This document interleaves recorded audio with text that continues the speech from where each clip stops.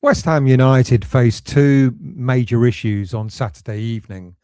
The first, of course, is how to deal with the loss of Crysencio Summerville, who, as I confirmed earlier in the week, is likely to be out for just a couple of games and hopefully not much more than that. The second issue, of course, is how to deal with a Man City side who will be licking their wounds after their 3-0 thumping at the hands of Real Madrid in the Champions League on Wednesday evening. Let's look at how we cope first without Somerville, as this will lead into how we're likely to shape up against Man City on Saturday night. But before I do that, if you're new to the channel or if you've watched the West Ham Voice before but have yet to become a subscriber, then all you got to do is click on that QR code after the show.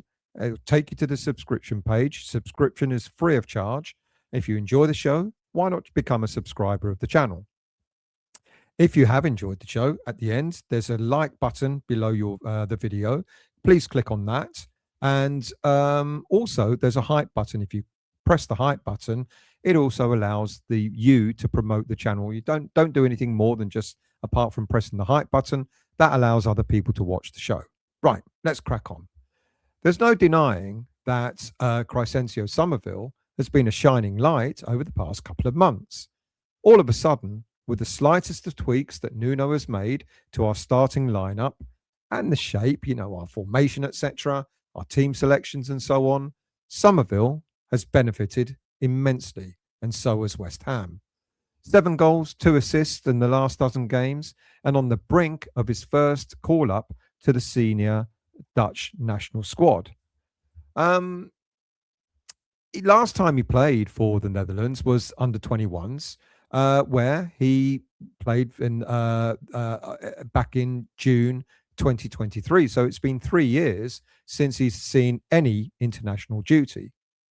Many fans kind of questioned whether Nuno was right to keep Somerville on the field of play in the game against Brentford on Monday after he picked up his knock.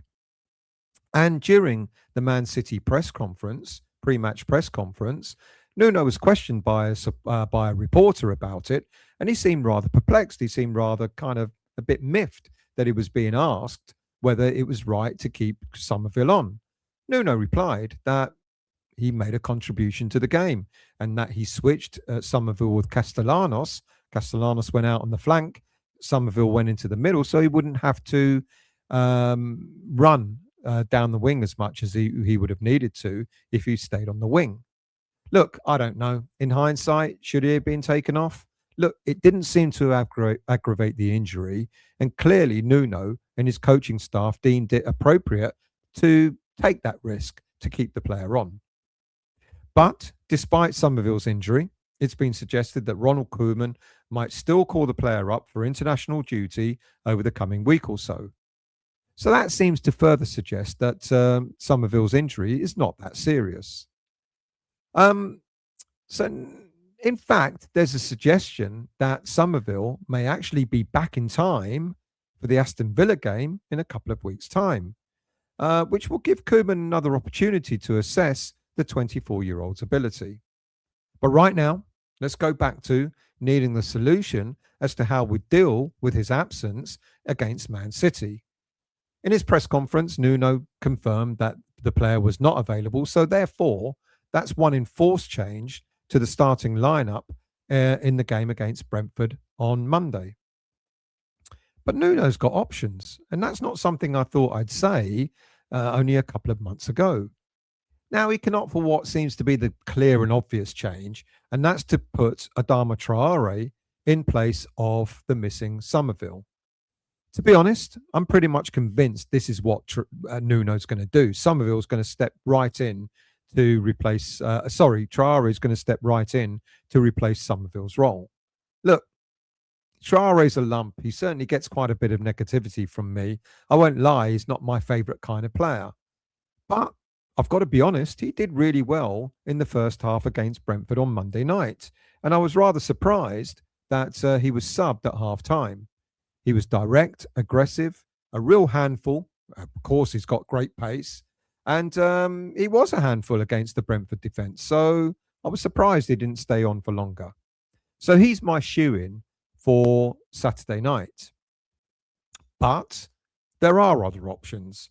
And this leads up to how we may line up against Man City.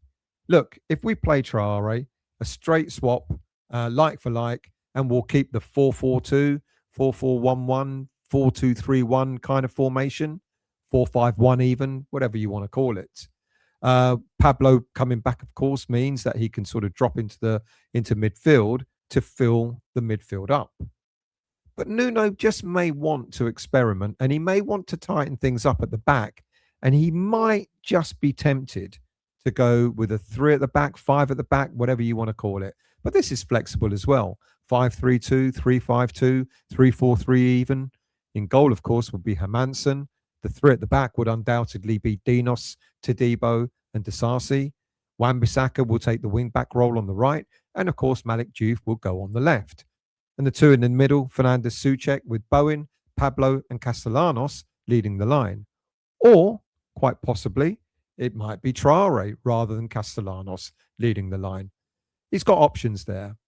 Now, this formation means that Diouf could play the wing-back role, which will help fill the void kind of somewhat with Somerville missing. So with Somerville not being there, there's an opportunity maybe, just maybe, to play the 3 at the back with a wing-back system so that Malik Diouf, we know he's got pace. It could work. He's got pace. He can get down that flank pretty easily.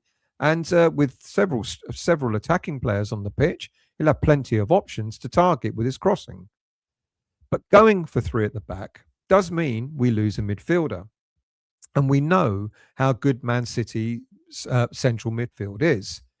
If they're allowed the space, they will dominate that area, which could overwhelm Souček and Fernandes. They'll dictate the pace of the game, dominate the game. And it could be quite difficult to get the ball back off Man City if that happens. But that formation would also likely mean Bowen playing a more sort of inside right role rather than hugging the touchline, which again may suit him. We've been hearing of late how some fans are frustrated that Bowen hasn't been quite into the game because he's been too far out wide. But as I said, this formation is also likely to mean that it's got to be an option of either Traore or Pablo. You may not be able to have both. Whereas the 4-4-2 allows for both players to start. But should we be sacrificing the formation that's done so well over the past dozen games or so? Or should we try and stifle? Every time we seem to try and stifle a team from scoring, we don't succeed very well. Or should we be putting out a formation that works for us, a team that will create as many problems for Man City as they may do against us? Now, we know what Man City plays. They play a 4-2-3-1 formation.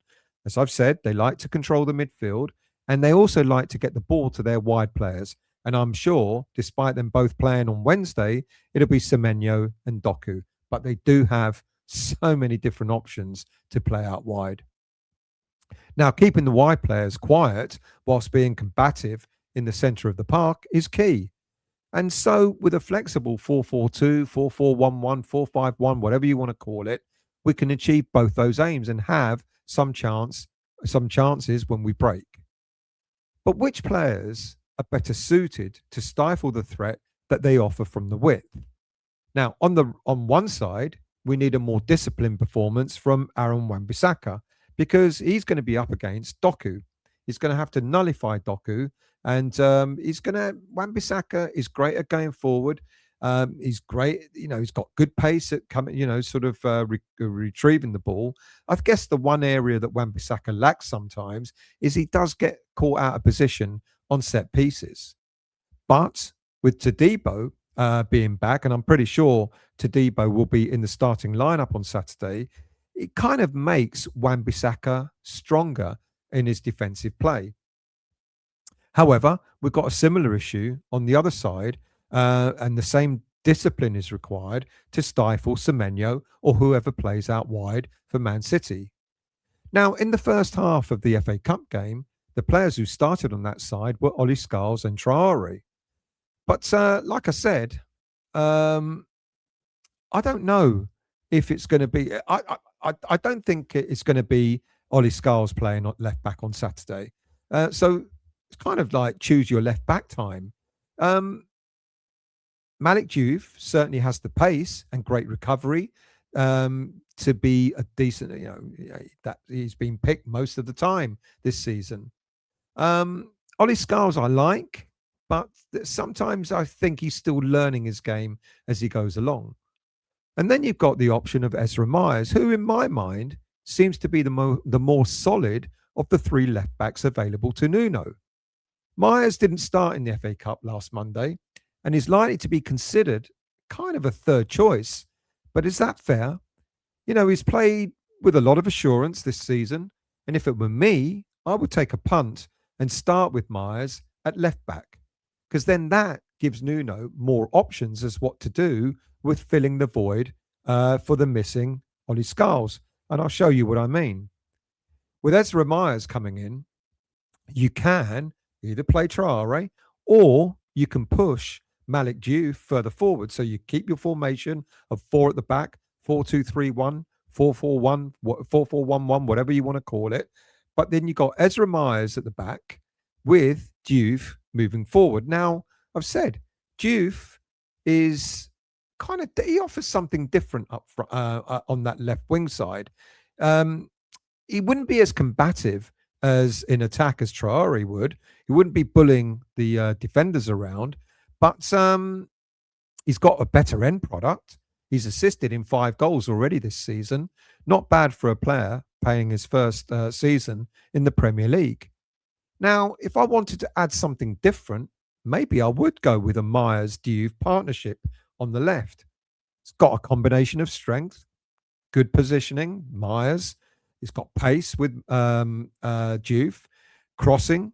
Diouf has got that in abundance, and that could create a different problem for Man City that they may not have expected. So there are the options. There are the options of playing Malik Diouf at the back. There are the options of playing Traore further forward, or you go with a bit of a wild card and put Myers at the back, who's kind of, for me, a more solid left back. And then you could have Traore on that side in front of him, or you could have Malik Diouf instead. Look, whatever happens on Saturday, a win would be a great result, but so would a draw. That'd be more than acceptable against Man City.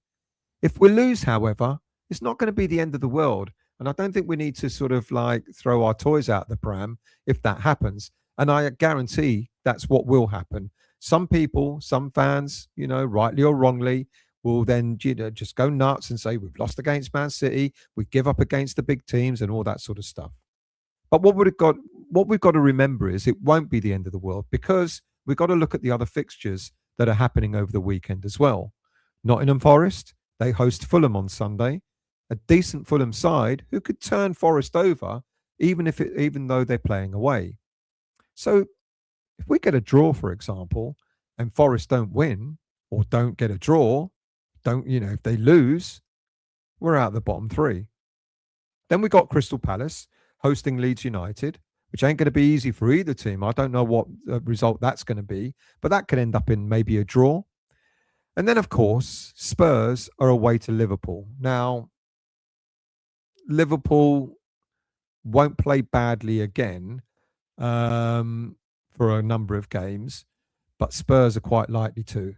And they're playing at Anfield on Sunday afternoon, and with their current form, there's no assurance that they're going to get anything from that game.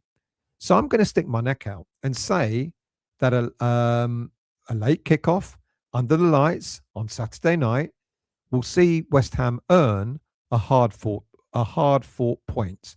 And that point might, by the end of the weekend, keep us out of the bottom 3.